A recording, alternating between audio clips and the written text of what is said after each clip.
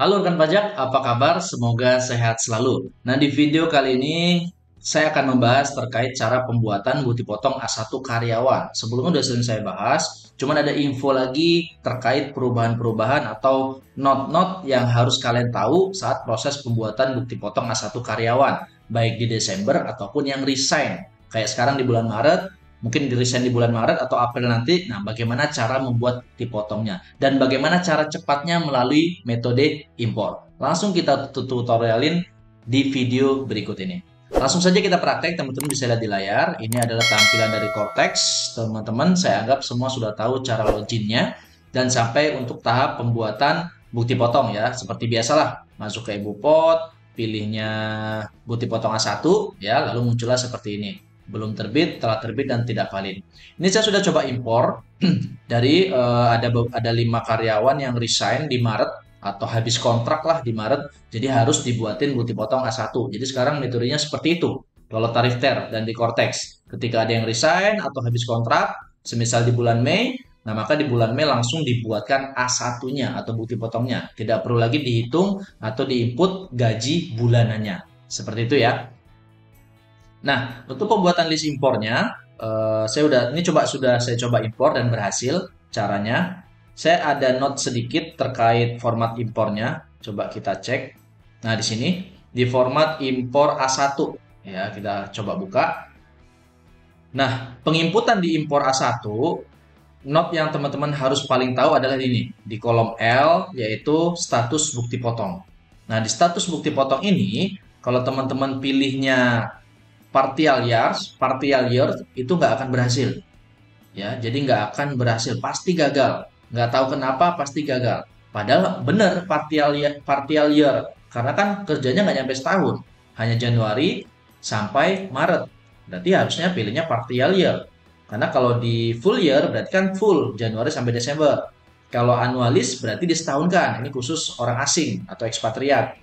Kalau dia resign di Maret atau dia balik ke negaranya di bulan Maret, berarti dia masuknya tetap annualis disetahunkan. Beda kalau orang lokal, orang Indo. Kalau orang Indo harusnya partial year, tapi nggak pernah sukses. Jadi caranya kita tetap input Januari Maret ya, masa pajak awal, masa pajak akhir.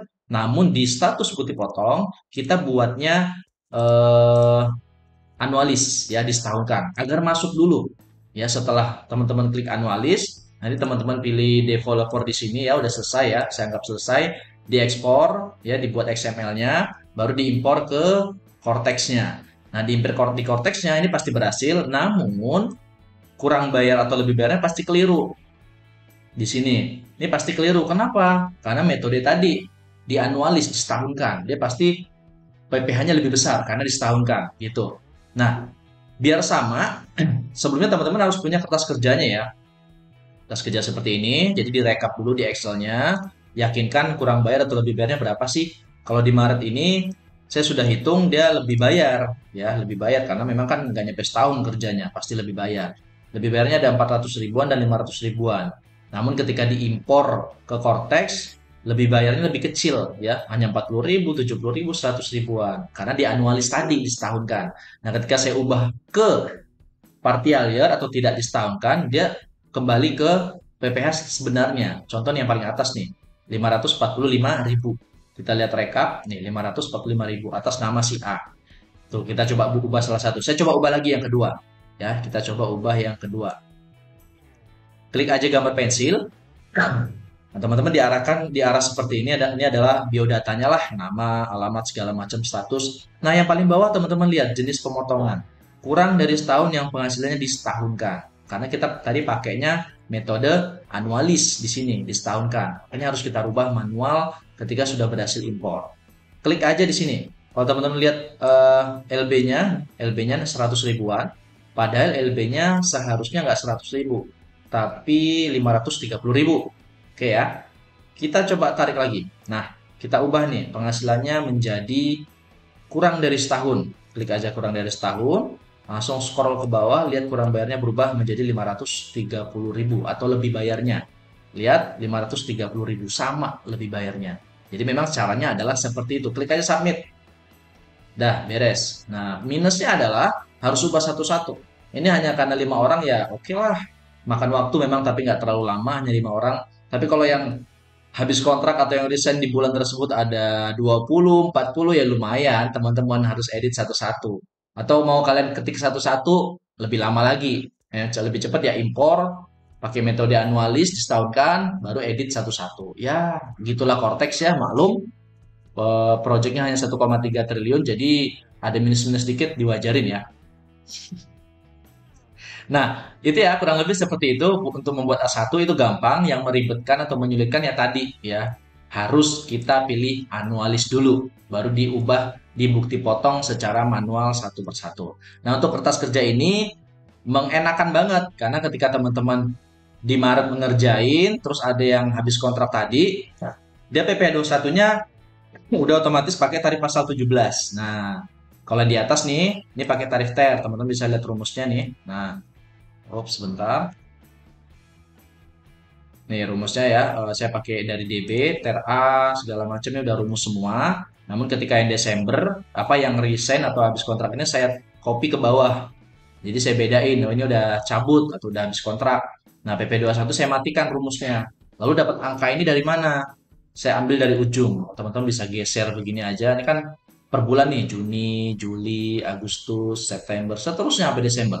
Ini udah sering saya share ke teman-teman. Nah, ini adalah format impornya dari sini saya copy. Ya, upah kotor berapa, tax allowance, tunjangan lain. Jadi tinggal kopas aja teman-teman begini. Ya. Nah, ntar tinggal di copy, baru masukkan ke format impornya. Gampang kan? Lalu tinggal impor, selesai. Nggak mikir lagi udah. Apalagi Desember nanti, pasti bikin A1. Nah, di ujung ini selisih, ini angkanya 0. Berarti udah nggak selisih, berarti udah bener.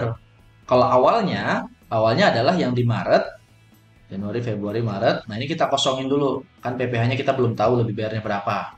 Nah, teman-teman bisa lari ke ujung di sini. Nah, ini adalah angka PPh Maret sesuai tarif pasal 17 karena udah habis kontrak. Tinggal copy aja, di copy, geser ke Maret lagi.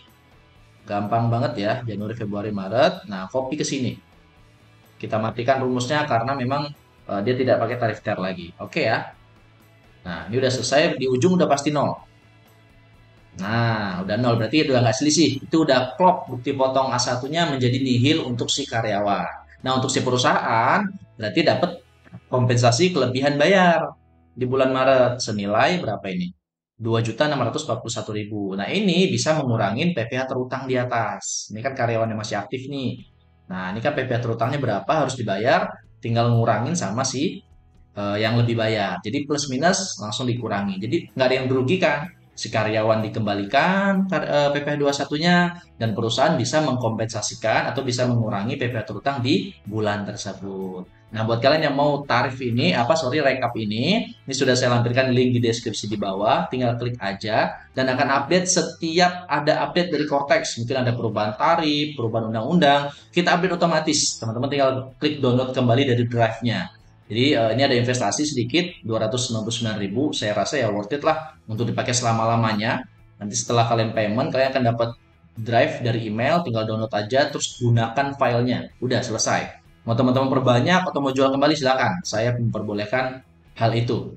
Nah, ketika ada update nanti, teman-teman tinggal balik aja ke link drive-nya tadi, tinggal download kembali, udah itu pakai antar update. Jadi sekali untuk selama-lamanya.